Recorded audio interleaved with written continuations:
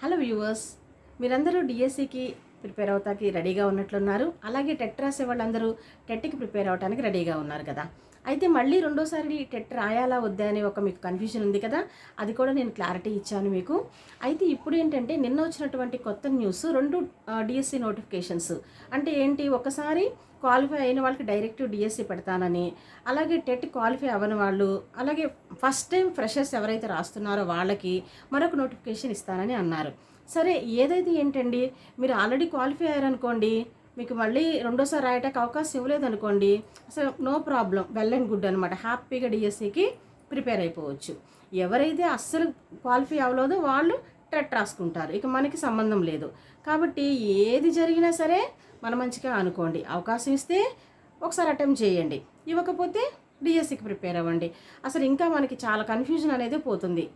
అదేంటండి, మళ్ళీ అవకాశం ఇస్తే ఎక్కువ మార్కులు పెంచుకోవచ్చు కదా టెట్లో, మాకు మళ్ళీ పెంచుకోవాలన్న అవకాశం ఉంది అని కొంతమంది అనుకోవచ్చు. సరేనండి, అవకాశం ఇచ్చినప్పుడు అందరికీ అవకాశం ఉంటుంది, అందరూ మళ్ళీ రాస్తారు, అందరూ మళ్ళీ మార్కులు పెంచుకుంటారు కదా. కాబట్టి ఏదైనా ఎవరికైనా సేమ్ ప్రాబ్లము, దాని గురించి ఆలోచించొద్దు. అయితే ఇప్పుడు ఏంటంటే, నేను అందరూ అడుగుతున్నది, అసలుకి ఇంట్లో కూర్చుని చదివేవాళ్ళు, పెళ్ళయ్యి పిల్లలు ఉండి, ఆడవాళ్ళు కానీ మగవాళ్ళు కానీ ఇంట్లో ఎవరైతే కోచింగ్కి వెళ్లకుండా ప్రిపేర్ అవుతున్నారో అసలు టైంని ఎలా మేనేజ్ చేసుకోవాలి, ఎలా టైం టేబుల్ వేసుకోవాలి, ఎప్పటి నుంచి ఎప్పటి వరకు చదవాలని చాలామంది అడుగుతున్నారు. సో దానికోసం నేను ఈ వీడియోని చేస్తున్నాను. సరే చూసేయండి. మరి ఫస్ట్ ఆఫ్ ఆల్ నేను ఏంటంటే, బ్యాచిలర్స్కి ఎవరే ఇంట్లో ఉండి చదువుతున్నటువంటి వాళ్ళకి ఒక టైం చెప్తాను.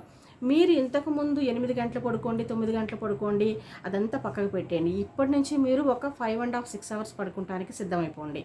మీరు మార్నింగ్ 5:30 కల్లా లేవాలి. 5:30కి లేచి మీరు గనక నేను చెప్పిన టైం టేబుల్ ప్రకారం ఫాలో అయితే డెఫినెట్గా మీరు మీ గోల్ని అచీవ్ అవుతారు. ఇక్కడ ఏమీ లేదండి, ఎవరైతే ఎక్కువ టైం స్పెండ్ చేసి కాన్సన్ట్రేషన్గా చదువుతారో వాళ్ళకే జాబు. ఇందులో ఎలాంటి సందేహం అనేది లేదు. కాబట్టి 5:30 కల్లా లేచితే మీ టైము 6 o'clock కల్లా మీరు కూర్చోగలిగితే కనుక 6 నుంచి 9 వరకు 7 8 9 3 hours టైం వస్తుంది. ఆ తర్వాత మీరు 9 o'clockకి బ్రేక్ఫాస్ట్ చేసి 10 వరకు ఏదైనా చిన్న చిన్న పనులు చూసుకున్నా, 10కి కూర్చుంటే 10 నుంచి 1 వరకు 11 12 1 ఇంకొక 3 hours వస్తుంది. ఆ తర్వాత మీరు 1 నుంచి 2 వరకు బ్రేక్ తీసుకున్నా, అంటే లంచ్ ఒక హాఫ్ అన్ అవర్ మీరు పడుకున్నా సరే, మీరు 2 నుంచి 5 o'clock వరకు మరలా ఇంకో 3 hours వస్తుంది. ఆ తర్వాత 5 నుంచి 5:30 ఆర్ 6 వరకు బ్రేక్ తీసుకున్నా, మీరు 6 నుంచి మళ్ళీ 9 వరకు 7 8 మళ్ళీ 3 hours టైం వస్తుంది. 9 నుంచి 10 వరకు బ్రేక్ తీసుకోండి, 10కి మళ్ళీ కూర్చోండి, 10 నుంచి 12 వరకు 11 12 మళ్ళీ 2 hours మీకు వస్తుంది. అంటే ఓవరాల్గా మీకు 14 గంటల సమయం అనేది వస్తుంది. కాబట్టి మీరు ఇంకా ఈ 1 hour బ్రేక్ను కూడా తగ్గించుకుంటే హాఫ్ అన్ అవర్ తీసుకున్నట్లయితే మీకు ఇంకా 15 గంటల సమయం ఉంటుంది. ఇంకెందుకు చెప్పండి, 15 గంటలు అంటే మామూలు విషయం కాదు. ఎంత బాగా అయినా సరే మీరు చదువుకోవచ్చు. అయితే ఇప్పుడు నేను చెప్పేది ఏంటంటే, పెళ్ళయ్యి పిల్లలు ఉన్న వాళ్ళకి ఇంత టైం రాదు కదా, వాళ్ళు ఎప్పుడా టైం టేబుల్ వేసుకోవాలో చెప్తాను.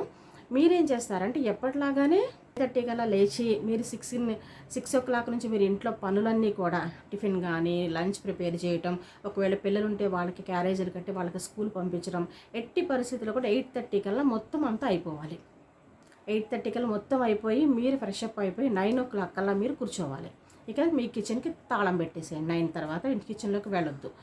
9 నుంచి 10 11 12 1 4 hours టైం వస్తుంది మీకు.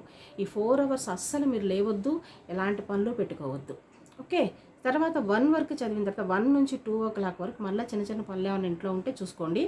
1కి లంచ్ చేసేసి మళ్ళీ కూర్చోండి. 1 నుంచి 5 o'clock వరకు, అండ్ లేదా మీ పిల్లలు స్కూల్ నుంచి వస్తే కనుక 4 o'clock వరకు చూసుకోండి. అంటే 2 3 4 మళ్ళీ 3 hours టైం వస్తుంది మీకు. 4 నుంచి 5కి ఒక 1 hour మళ్ళీ మీరు స్నాక్స్ ప్రిపేర్ చేసుకోవటం, లేదా 1.5 hour తీసుకోండి. స్నాక్స్ ప్రిపేర్ చేసుకోవటం, నైట్ లంచ్ ప్రిపేర్ చేయటం, ఏదన్నా సరే ఒక 1.5 hour టైం తీసుకుని మళ్ళీ ఎట్టి పరిస్థితుల్లో 6:30 7 కల్లా కూర్చోండి. ఇక మీరు అంతకన్నా పని ఎక్కువ పెట్టుకుంటాక అస్సలు ట్రై చేయొద్దు. కూర్చుంటే మీరు 6కి 6:30 కూర్చుంటే 7:30 8:30 9:30 లేకపోతే 9 వరకు కూర్చుంటే మీకు 2.5 hours టైం వస్తుంది. ఆ తర్వాత 9 నుంచి 10 వరకు 1 hour టైం తీసుకోండి, బ్రేక్ తీసుకోండి. అప్పుడు మీరు 10కి కూర్చుని మళ్ళీ 12 దాకా చదవండి. అక్కడ 2 hours టైం వస్తుంది మీకు. ఆల్మోస్ట్ ఇక్కడ మీకు 12 hours 11 నుంచి 12 hours టైం మీరు సంపాదించగలుగుతున్నారు. మీకు బ్యాచిలర్స్కి పెళ్ళైన వాళ్ళకి మీకు మహా అయితే ఒక 3 గంటల టైం మాత్రమే తేడా వస్తుంది. అయితే ట్యూషన్కి వెళ్ళే పిల్లలు, స్కూల్కి వెళ్ళే పిల్లలు ట్యూషన్కి పంపించేసేయండి. ఇంట్లో మీరేమి ఇప్పుడు చెప్పడానికి పెట్టుకోవద్దు, ట్యూషన్కి పంపించేసేయండి. అలాగే ఇంట్లో ఉన్నటువంటి ఫ్యామిలీ మెంబర్స్ హెల్ప్ తీసుకుని పనిని షేర్ చేయండి. షేర్ చేసి చదువుకుంటాకి కూర్చుంటే వాళ్ళకు వచ్చినంత టైం మీకు కూడా ఆల్మోస్ట్ వస్తుంది. మహా అయితే ఒక 2 అవర్స్ డిఫరెన్స్ అనేది వస్తుంది. కాబట్టి ఈ విధంగా మీరిద్దరూ కనుక ఇంట్లో కనుక బ్యాచిలర్స్ ఆర్ మ్యారీడ్ టైం కనుక సెట్ చేసుకుంటే మీకు చాలా టైం అనేది దొరుకుతుంది. కాబట్టి మీరు ఈ ఎగ్జామ్ అయ్యే వరకు ఈ 3 or 4 months కూడా మీరు ఎలాంటి బయట పనులు పెట్టుకోవద్దు. ఫస్ట్ వీడియోలో చెప్పినట్టుగా అన్నిటినీ త్యాగం చేసేసేయండి. మీరు చేసామా, పని చేసుకున్నామా, తిన్నామా, కూర్చున్నామా, ఇలాగే ఉండాలి. అసలు మీకు బయట ప్రపంచంతో సంబంధం వద్దు. ఎవరింట్లో ఏం జరిగినా మీకు అనవసరం, టీవీల్లో ఏం న్యూస్ వచ్చినా మీకు అనవసరం, ఏమి పెట్టించుకోవద్దు. అలా అయితేనే మీరు చదవగలరు. ఇప్పుడు నేను ఏంటంటే చెప్పేది, ఎవరైతే జాబ్ చేస్తున్నారో, ప్రైవేట్ జాబ్ చేస్తూ కూడా నేను చదవాలని అని అనుకుంటున్నారో, కానీ నేను మీకు ముందుగా ఇచ్చేటటువంటి ఒక ముఖ్యమైన సలహా ఏంటంటే, దయచేసి ఆ ఉద్యోగానికి లీవ్ పెట్టండి. ఆ ఉద్యోగానికి లీవ్ పెట్టినట్లయితేనే మీరు సక్సెస్కి కొంచెం దగ్గరగా వస్తారు. అలా కాదండి, నాకు జాబ్ చాలా అవసరం అండి, మానటానికి అస్సలు కుదరదండి అని అనుకున్నట్లయితే మీకు ఇచ్చే సజెషన్ ఏంటంటే 5 o'clock లేస్తే 6, 7, 8 లేదా 6, 7, 8 ఒక 3 hours చదవండి తెల్లవారుజామున. జాబ్కి వెళ్ళిపోండి. వెళ్ళిపోయిన తర్వాత ఈవినింగ్ మళ్ళీ 4, 5కి వచ్చేస్తారు కదా మీరు. వచ్చేసిన తర్వాత మళ్ళీ అప్పటి నుంచి మీరు 6, 7, 8, 9, 10, 11, 12 7 అవర్స్లో మీరు ఒక 1 hour పని చేసుకున్నా మీకు ఇంకా 6 hours టైం ఉంటుంది. ఒక 1 hour పని చేసుకోండి, పని అమ్మాయిని పెట్టుకోండి, పని తగ్గించుకోండి, 6 hours టైం ఉంటుంది. మీరు మార్నింగ్ 3 and 2 hours, ఇక్కడ ఒక 6 hours, 8 hours టైం మీకు వస్తుంది. సో 8 hours టైంని కూడా మీరు ఫుల్ ప్లెడ్జ్డ్గా ఉపయోగించుకుని మధ్య మధ్యలో లీవ్ పెట్టుకుంటూ మీరు కూడా చదివినట్లయితే మీరు కూడా ఎగ్జామ్ అనేది క్వాలిఫై అవుతారు, టెట్ ఎగ్జాము. ఆ తర్వాత డిఎస్సి దగ్గరికి వచ్చినాక లాంగ్ లీవ్ అనేది పెట్టుకుంటాకి ట్రై చేయండి. సో ఈ విధంగా మీరు టైం సెట్ చేసుకుంటే ఎవరికైనా కుదురుతుంది, చదవచ్చు. వీడియోలో మీకు నేను చెప్పబోయే ముఖ్యమైన విషయం ఏంటి అంటే, ఇప్పుడు వరకు టైం సెట్ చేశాను కదా, ఇప్పుడు మీకు నేను చదవటానికి బుక్స్ కావాలి కదా. ఏ బుక్స్ కావాలని అందరూ అంటున్నారు, టెక్స్ట్ బుక్సే కదా. ఈ టెక్స్ట్ బుక్స్ని మీరు ఎలా గ్యాదర్ చేసుకోవాలి? చాలామంది టెక్స్ట్ బుక్స్ దొరకక అసలు ఎట్లా సంపాదించుకోవాలి, ఎక్కడ తెచ్చుకోవాలని సందేహంలో ఉన్నారు. అలాంటి వాళ్ళకి నేను కొన్ని ఎక్కడ దొరికితే కొన్ని చెప్తాను. ఏంటంటే, ఫస్ట్ మీరు ఏం చేస్తారంటే గవర్నమెంట్ స్కూల్స్కి వెళ్ళి అక్కడ టీచర్స్ని ఒకసారి అడగండి. వాళ్ళు ఏంటంటే రిఫరెన్స్ కోసం ఓల్డ్ పుస్తకాలు కొన్ని గ్యాదర్ చేసి పెట్టుకుంటారు, అవి ఇవ్వమని అడగండి. ఓకే, లేదా ఒక విలేజ్కి వెళ్ళండి. మీ అమ్మమ్మ వాళ్ళ ఇల్లు ఊరు, నాయనమ్మ వాళ్ళ ఊరు, చుట్టాల ఊరు ఉంటుంది కదా, అక్కడ గవర్నమెంట్ స్కూల్స్ చదువుతున్న పిల్లల్ని ఒకసారి ఎంక్వైరీ చేసుకోండి. వాళ్ళ దగ్గర బుక్స్ని కలెక్ట్ చేసుకోండి. లేదా ఇంకొక విషయం ఏంటంటే, ఓల్డ్ బుక్ స్టాల్స్లో కూడా ఒక్కొక్కసారి అమ్మొచ్చు, అది కనుక్కోండి. లేదా ఇంకొక విషయం ఏంటంటే, మన ఇళ్ళ వైపుకి పాత సామాను, ఇనుప సామాను కొనేవాళ్ళు వస్తారు, వాళ్ళని ఒకసారి అడగండి. ఎవరన్నా బుక్స్ మీకు అమ్మినట్లయితే టెక్స్ట్ బుక్స్ అవి తీసుకొచ్చి మాకు ఇవ్వండి, డబ్బులు ఇస్తాము అని చెప్పండి. ఒక 50 రూపాయలు 100 రూపాయలు ఎక్కువ ఇచ్చారనుకోండి, మీకే ఆ బుక్స్ తీసుకొచ్చి ఇస్తారు. ఆ తర్వాత ఇలా కూడా కాదనుకోండి, ఇనుప సామాన్ కొట్టుకు వెళ్ళండి. పాత ఇనుప సామాన్ కొట్టు దగ్గర డెఫినెట్గా చాలా టెక్స్ట్ బుక్స్. అదే కాకుండా ఇది జూన్ మంతే కాబట్టి ఏప్రిల్, మే నెలల్లో అందరూ విలేజ్లో ఉన్న పిల్లలు లేదా గవర్నమెంట్ స్కూల్స్లో ఉన్న పిల్లల పుస్తకాలన్నీ అమ్మేసి ఉంటారు. అవి ఇక్కడికి స్టాక్ వస్తాయి కాబట్టి దొరుకుతాయి మీకు.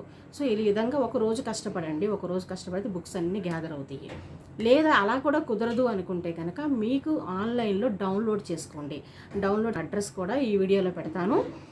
టెక్స్ట్ బుక్స్ని డౌన్లోడ్ చేసుకోండి, వాటిని జిరాక్స్ తీసుకొని అవి చదవండి. ఓకేనా? సో ఏంటంటే కంటెంట్ అనేది టెక్స్ట్ బుక్స్లో చదివితేనే మనకి చాలా మంచిగా పాయింట్స్ అనేవి మిస్ కాకుండా ఉంటాయి.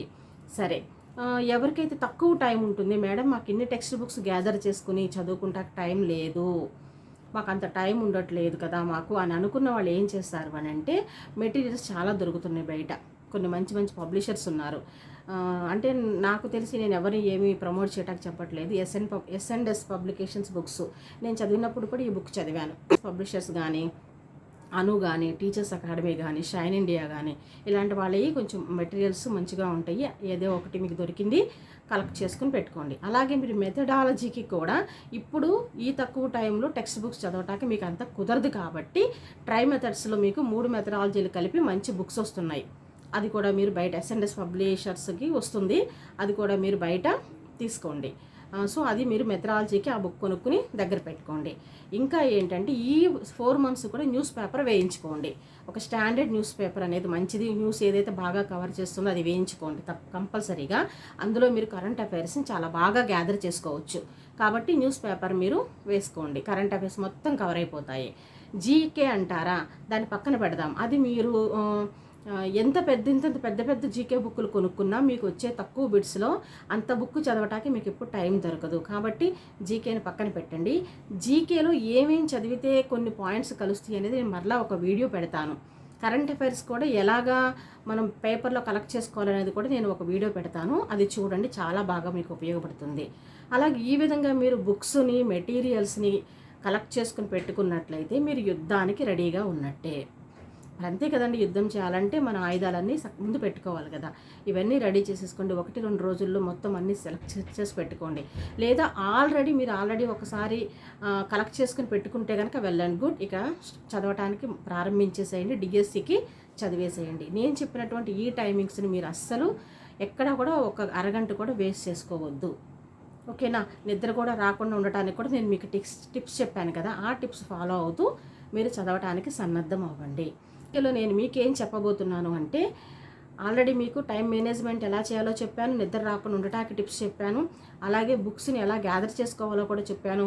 ఇప్పుడు చెప్పబోదే ఏదంటే, చదువుతాక రెడీగా కూర్చుంటున్నారు కదా, ఈ చదివేది మీకు మైండ్లోకి ఎలా వెళ్ళాలి, ఎలా చదివితే మీకు ఆన్సర్స్ అనేవి గుర్తుంటాయి, ఎలా చదివితే 4 ఆప్షన్స్లో కరెక్ట్ ఆప్షన్ని పికప్ చేయగలుగుతారు, ఎలా చదివితే మీరు ఎగ్జామ్లో పాస్ అవుతారు. ఒక స్మార్ట్ వేలో చదవాలి, అందరూ చదివినట్టుగా కాదు, ఒక స్మార్ట్ వేలో ఎలా చదవాలి అనేది వండర్ఫుల్ టిప్స్ చెప్తాను. ఎవరు మీకు ఇప్పటివరకు చెప్పని టిప్స్, నెక్స్ట్ వీడియో మీకు అందరి మంచి కోసం, ఎవరో కొంతమందికైనా ఉపయోగపడతాయి. నేను చెప్పి ఈ టిప్స్ని ఫాలో అవుతారని నెక్స్ట్ వీడియో కూడా రెడీగా ఒక 2 daysలో మీకు పోస్ట్ చేస్తాను. కాబట్టి watch for my next video, don't miss that. నేను చెప్పినటువంటి ఈ టైంని మీరు సెట్ చేసుకోండి. Okay, all the best guys. యుద్ధానికి రెడీగా ఉండండి. Bye bye.